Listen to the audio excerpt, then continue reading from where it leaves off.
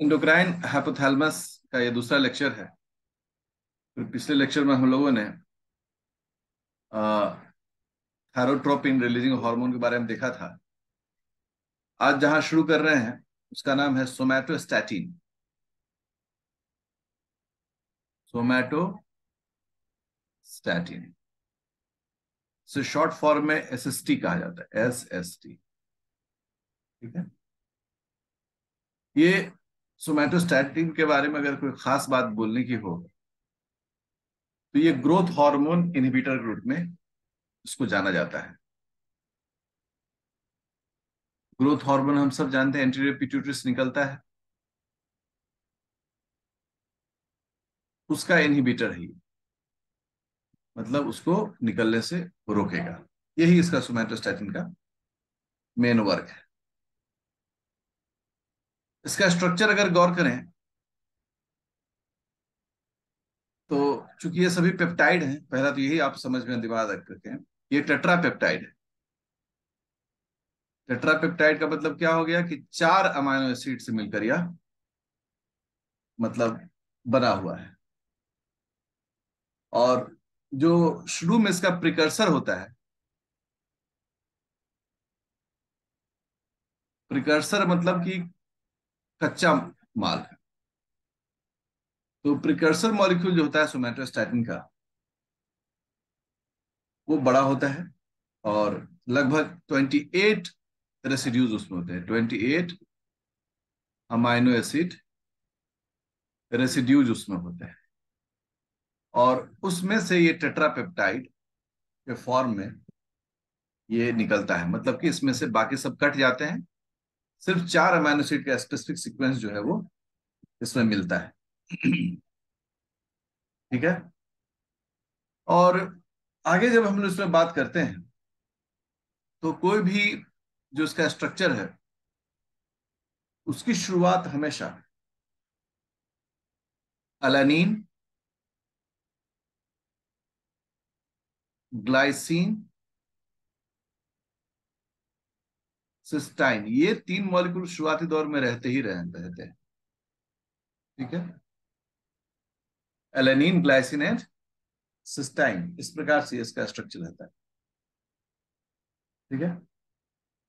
अगर हम सोमैटोस्टैटिन की बात करें, सोमैटोस्टैटिन का सिक्रीशन कहाँ कहाँ से होता है, तो पहला तो हम लोग देख रहे हैं कि हाइपोथैलेमस पर रहे हैं तो हाइपोथैलेमस से सिक्रीशन होता है। सिक्रीटेड फ्रॉम, कहां से, तो मेजर पार्ट जो है, मेजरली फ्रॉम द हाइपोथैलेमस। मुख्य रूप से ये हाइपोथैलेमस से सिक्रीट होता है। मुख्य रूप से यही वो अड्डा है जहां से ये निकलता है। लेकिन जब काफी रिसर्च किया, हम सब जानते हैं बहुत रिसर्च वर्क होते रहता है, तो लोगों ने पाया कि हाइपोथैलेमस के अलावे, हाइपोथैलेमस तो ब्रेन का हिस्सा हो गया, द पार्ट ऑफ ब्रेन, इसके अलहदा भी कुछ और भी हिस्से हैं जहां से यह सिक्रीट होता है। जैसे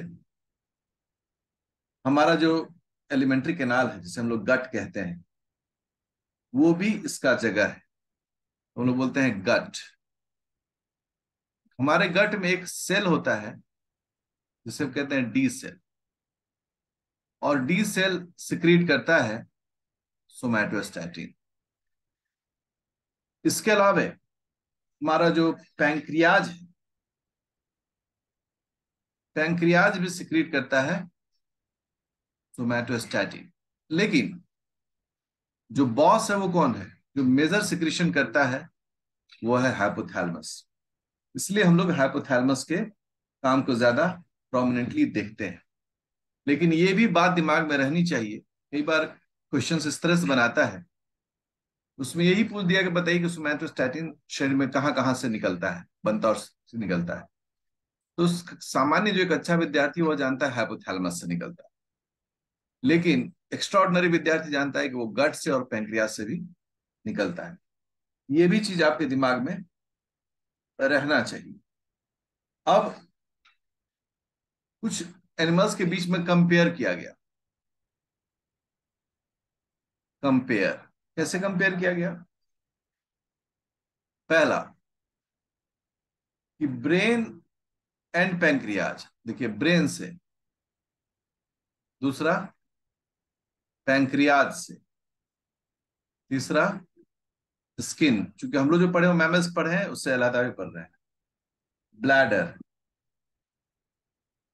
पांचवा गट। अब देखिए ब्रेन में सभी जितने भी मैमल्स हैं उन सब में ये वहीं से निकलता है। Mammals, amphibia, amphibia, elasto branch, elasto branch जो है एक्वेटिक, इन सब में ब्रेन से निकलता है। पैंक्रियाज में मैमल्स से निकलता है, मैमल्स में निकलता है, ठीक है, पैंक्रियाज में निकलता है। एम्फीबिया और इलास्टो ब्रांच में निकलता है। स्किन, स्किन से सिर्फ एम्फीबिया में निकलता है, मतलब कि फ्रॉग के परिवार में। ब्लैडर में भी सिर्फ एम्फीबिया में निकलता है। लेकिन वहीं पर गट, एलिमेंट्री कैनाल, यह मैमल्स में निकलता है। तो अगर आप डिस्ट्रीब्यूशन देखेंगे तो क्या देखेंगे कि बहुत प्रोमिनेंटली मिलता है। मुख्य जो इसका हिस्सेदार है जो उसको सिक्रीट करता है वो हमेशा हमारा ब्रेन होता है। ब्रेन में कौन है? हमारा हाइपोथैलेमस, जो इसके सिक्रेशन को कंडक्ट करता है। इसका काम क्या है ये तो मैंने पहले बता दिया कि ये ग्रोथ हार्मोन को इनहिबिट करता है, उसके सिक्रेशन को रोकता है। यह इसका मुख्य कार्य है। ग्रोथ हार्मोन रिलीजिंग हार्मोन मतलब GHRH, ये रिलीजिंग हार्मोन है जो क्या करता है? एंटीरियर पिट्यूटरी से ग्रोथ हार्मोन के सिक्रेशन को प्रमोट करेगा। अर्थात ये हाइपोथैलेमस, मान लो हम इससे छोटा सा डायग्राम बनाते हैं हाइपोथैलेमस, ठीक है, ये हमारा पिट्यूटरी है। तो ये हो गया हाइपोथैलेमस, ये हो गया एंटीरियर पिट्यूटरी, ओके। और यहां से क्या निकला? तो यहां से निकला ग्रोथ हार्मोन रिलीजिंग हार्मोन, या रिलीजिंग फैक्टर भी कहते हैं लोग। इसके कारण क्या हुआ कि यहां से क्या निकला? यहां से निकला ग्रोथ हार्मोन। तो यह एक प्रमोट करता है कि यह ग्रोथ हार्मोन को सिक्रीट करे। ये इंटरेस्टिंग एक हार्मोन है। कहते भी हैं कि GHRH स्टिमुलेट्स, किसको स्टिमुलेट करता है? Anterior pituitary, anterior pituitary to secrete, क्या सिक्रीट करने के लिए? ग्रोथ हार्मोन, ठीक है। जैसे ग्रोथ हार्मोन को हम लोग सोमैटोट्रॉफ भी कहते हैं। तो उसको ये स्टिमुलेट करता है कि निकालिए, ब्रेन का ऑर्डर है, काम करिए, ठीक है। हाइपोथैलेमस में जिस हिस्से से ये सिक्रीट होता है, वो खास तरह के न्यूक्लियस होते हैं, खास तरह के क्षेत्र होते हैं। जैसे कि नाम है आर्कुरेट, ठीक है, and ventromedial, ventromedial parts of hypothalamus synthesize and secrete, synthesize and secrete क्या? GHRH। तो ये हाइपोथैलेमस है ना, तो ब्रेन का हिस्सा है, उसमें आर्कुरेट रीजन होता है, वेंट्रोमेडियल रीजन होता है, ये सभी हिस्से होते हैं। कब आपका मन करे तो आप इसका डायग्राम देख भी सकते हैं, ऑनलाइन देख लीजिए, दिखा देगा, वहां से ये सिक्रीट होता है। बात जब आगे बढ़ी तो इसके स्ट्रक्चर पर बात आ गई। कैसा स्ट्रक्चर दिखता है भाई इसका? तो ये भी पेप्टाइड है, मतलब प्रोटीन से बना हुआ है। तो 44 अमाइनो एसिड रेसिड्यू से बना हुआ है, ठीक है। जिसमें चूंकि देखो क्या है ना कि जब इंडोक्राइन पढ़ते हैं तो कंपेरेटिव इंडोक्राइन की भी चर्चा होती है कि मैन में कैसा है, बंदर में कैसा है, घोड़े में कैसा है, मैमल्स में ही अगर बात करते हैं, चूहों में कैसा है, गाय में कैसा है, सुअर में कैसा है। मतलब एक कंपेरेटिव स्टडी की जाती है। क्यों हम लोग एक मान लो कि इंसुलिन की हमें जरूरत है तो हम किसी एनिमल का इंसुलिन यूज नहीं कर सकते, क्योंकि हमारे इंसुलिन और उनके इंसुलिन में काम करने का तो होमोलॉजी है, बट केमिकल स्ट्रक्चर में हम कुछ कुछ वेरिएशंस देखा है। जैसे अगर मैमेलियन कंपेयर करें तो mammalian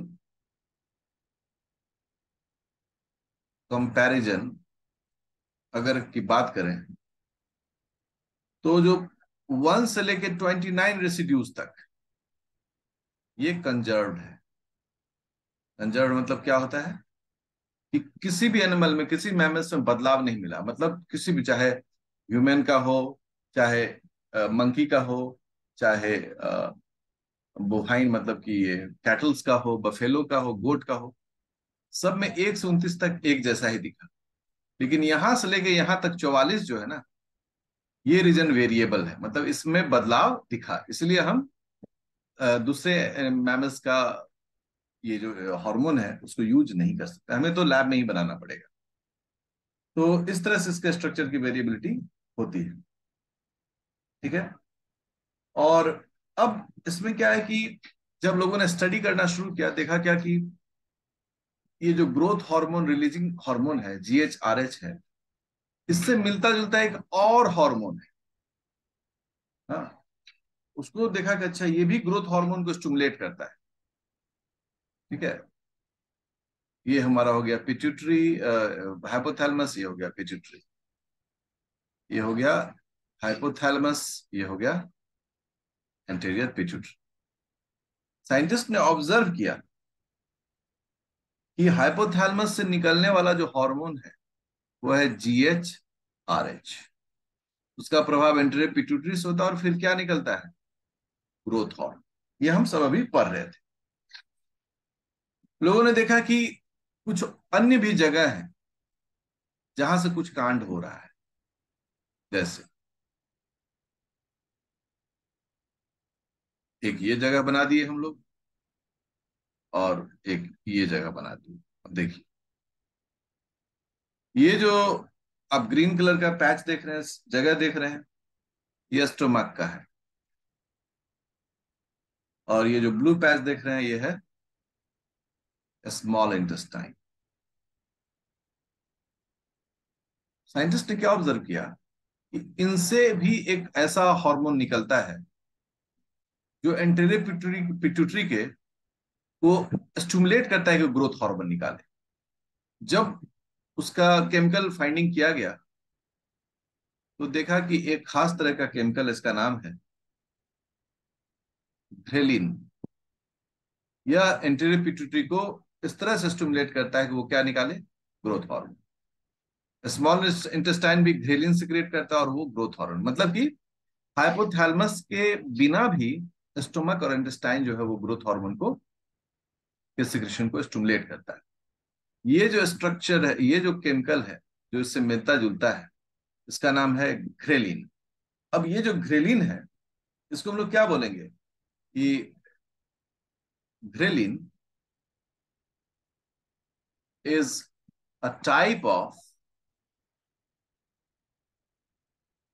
growth hormone secretion stimulus, ठीक है। ब्रैकेट में लिखते हैं लाइक GHRH। उसी तरह मिलता जुलता ये जो कंपाउंड है जिसका नाम क्या है, ग्रेलिन। ये ग्रेलिन जो है बड़ा यूनिक एक कंपाउंड है जो कि कहां से निकलता है, एस्टमक। आप अभी पढ़ने वक्त में आपको तो एक बात समझ में आती होगी, और वो यह कि अच्छा हार्मोन जो है ना वो सिर्फ वहीं से नहीं बल्कि इसके सेल्स और भी जगह हो सकते हैं, वहां से भी ये निकल सकता है। और ये ग्रेलिन जो है वो कहाँ से निकलता है, स्टोमक और गट से, स्मॉल इंटेस्टाइन से। हाँ, अब एक और इस पर मुद्दा आया डिस्कशन का। क्या मुद्दा आया, देखिए। ये हमारा एंटीरियर पिट्यूटरी है, ठीक है। अब हाइपोथैलेमस से जो GHRH सिक्रीट हो रहा है,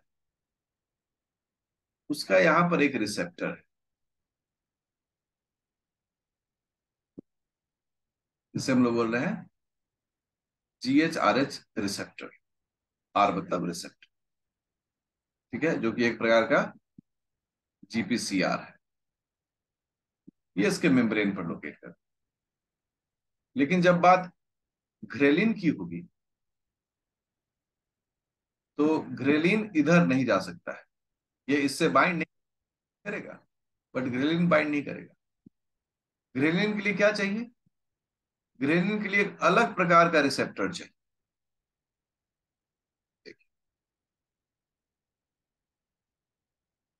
ये इसका receptor, this is called ghrelin receptor, ghrelin R. Ghrelin इससे जुड़ेगा, ये एक्टिवेट होगा।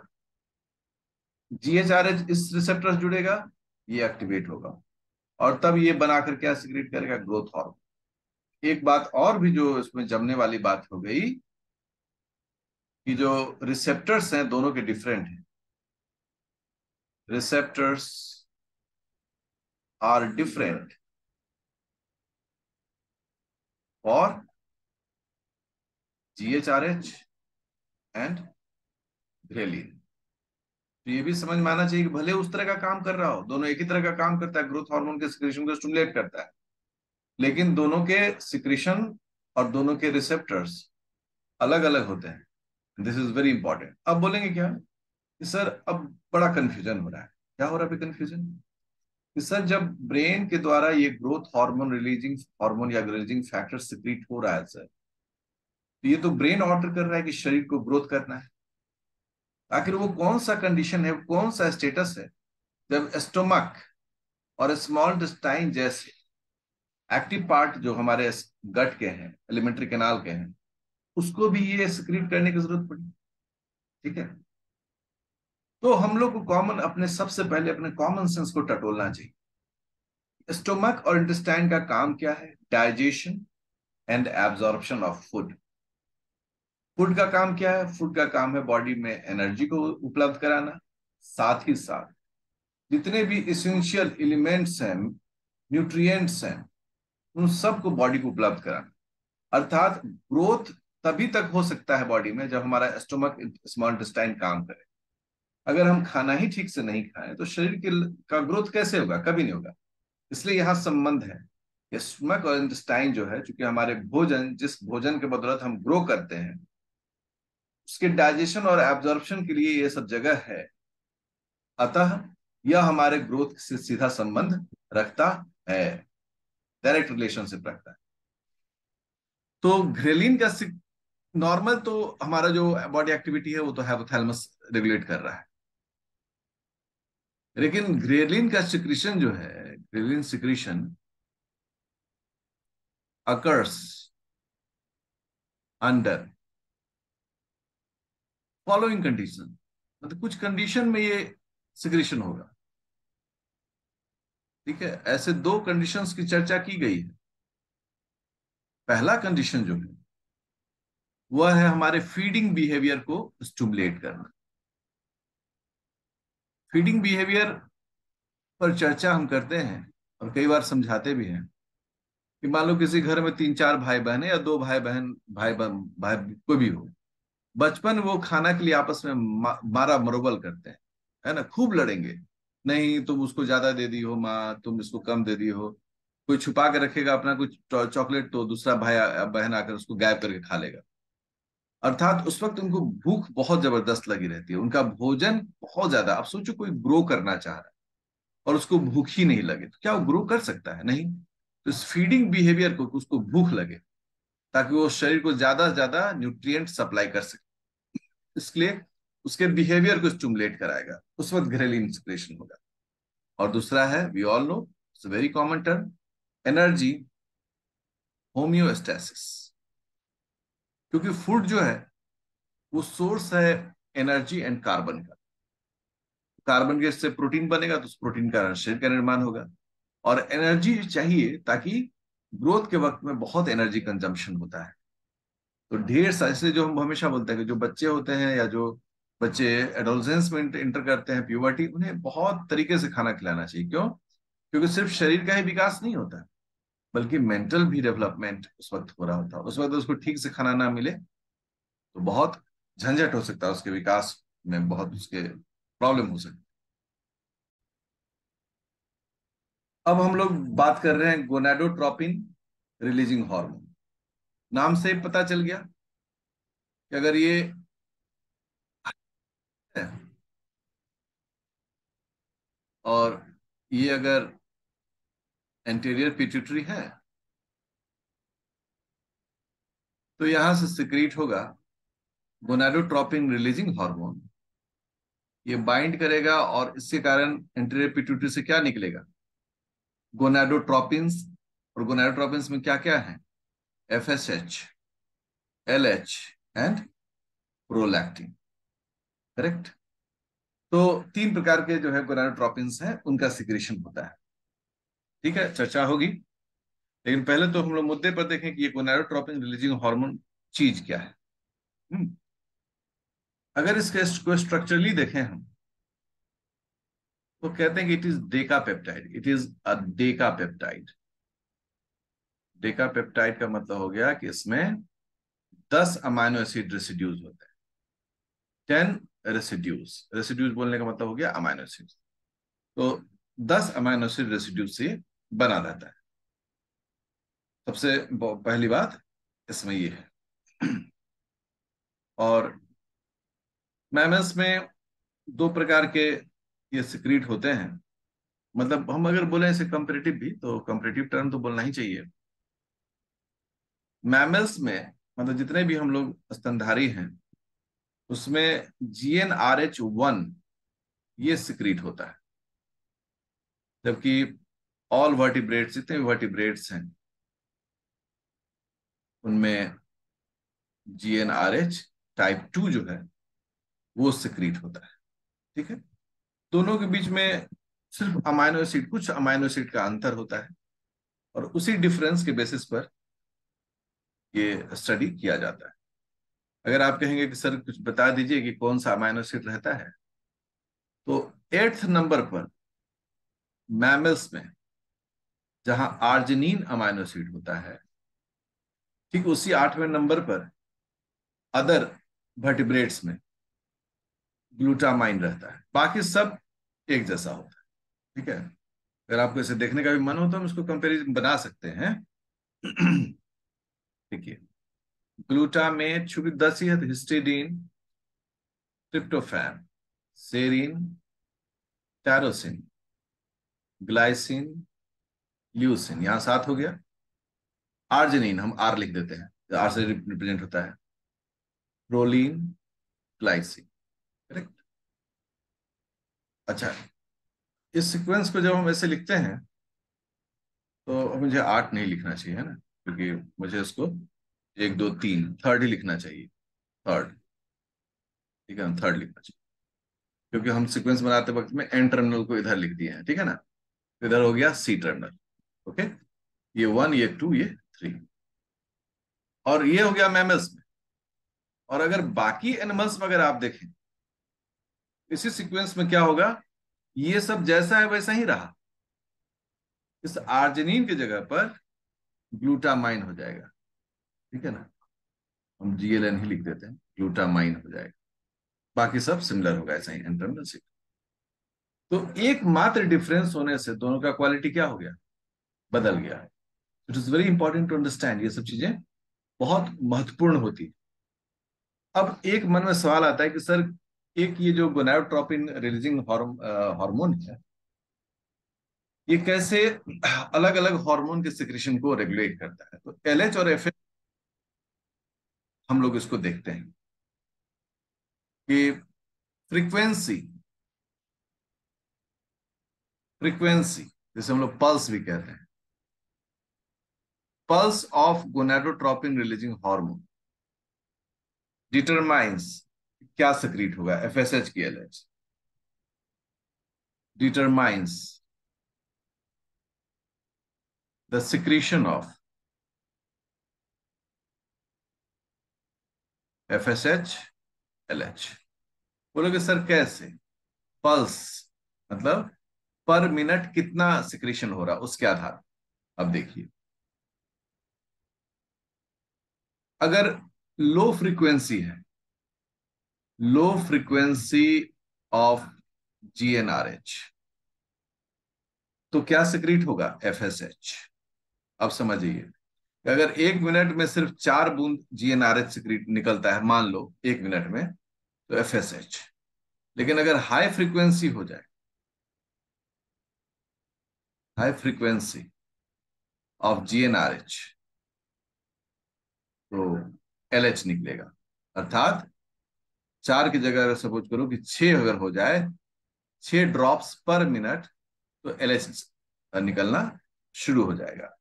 अर्थात कि जो एंटीरियर पिट्यूटरी है, उस पर कितनी मात्रा में, कितनी फ्रीक्वेंसी से GnRH जा रहा है, उस बेसिस पर सिक्रेशन करेगा। अगर लो फ्रीक्वेंसी है तो फॉलिकल स्टिमुलेटिंग हार्मोन निकालेगा, और अगर खूब फ्रीक्वेंसी है तो फिर वो LH निकालेगा।